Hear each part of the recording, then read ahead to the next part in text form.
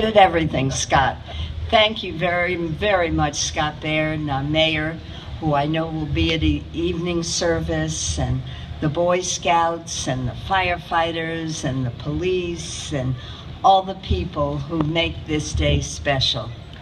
And I think it's particularly appropriate here in Nyack that you take a moment in the midst of an extraordinary, exciting event, your fair, which we all look forward to every year, to stop and just to think about all those who have lost their lives at 9/11.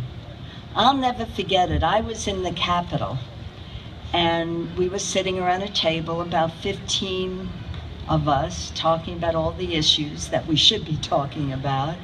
And suddenly someone taps me on the shoulder, one of my colleagues, said, "You know, a plane hit the World Trade Center." And we thought, oh, what kind of a pilot is that? Then he came back in 5 minutes and said, "Everyone run." And we all ran down the stairs. We couldn't believe it at first. This is the United States of America. How could the World Trade Center be attacked by a plane? And how could so many lives have been lost? So much has happened since then. Right after, I put on my big high boots, went down to the World Trade Center, slogged through all that was accompanying this disaster. I'll never forget that. The firefighters, the police, devoting themselves to making sure, first after the incident, running up when most were running down. And now they were there just to clean up, to look, to see if there are any body parts. What a sight that was. I will never forget it. And so today, first of all, I want to express my appreciation to the firefighters and our police and all our local officials who serve us every day. I also think it's appropriate for us to take a minute to think about those men and women who are serving us overseas, many of whom have put their lives at risk. I remember stopping back from a visit to Afghanistan, another one from Iraq, stopping at Longstein, which is a hospital where they bring some of the most critically wounded, seeing the mothers, the fathers, the relatives, the spouses, sitting near those beds, hoping that their loved ones would open their eyes and be able to communicate again.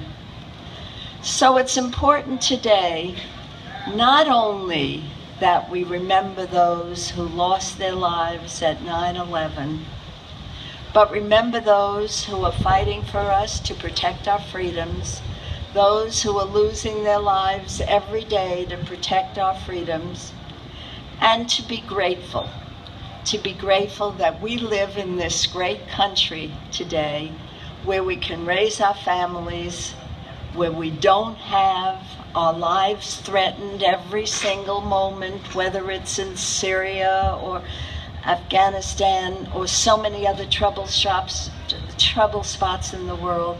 How grateful we are. Alison Crowther came to talk to me the other day in my office, and we talked about the red bandana and the work she is doing. And there are so many people who lost their loved ones and are devoting their lives to good work. That's America. That's the American spirit. And I am so, so proud to serve you in the Congress of the United States in support of the ideals and the values which we may preserve. So let's just take a moment, not only to think about those who lost their lives in 9/11, but those who lost their lives fighting for us throughout the world in trouble spots. Let's take a moment.